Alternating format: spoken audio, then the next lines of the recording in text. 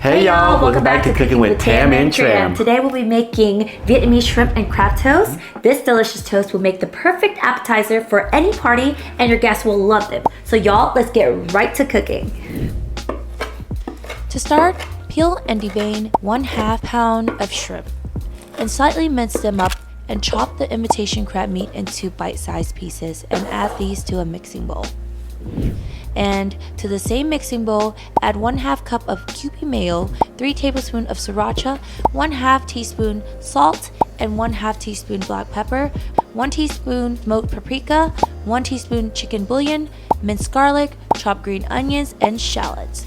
1/4 cup of cheddar cheese, 1/4 cup of mozzarella cheese, 1 tablespoon sesame oil, and 2 tablespoons of melted butter. Mix this until all the ingredients are well incorporated and then set it aside. Next, slice your French bread into 1-inch thick pieces and then spread butter on it and toast for about 5 minutes in the oven at 350 degrees Fahrenheit or until they're golden brown.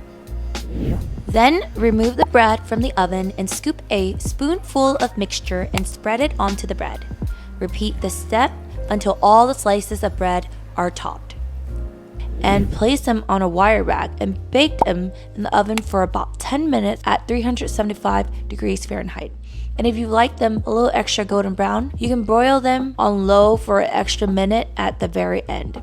When the shrimp and crab toast is baked to your liking, pull them from the oven.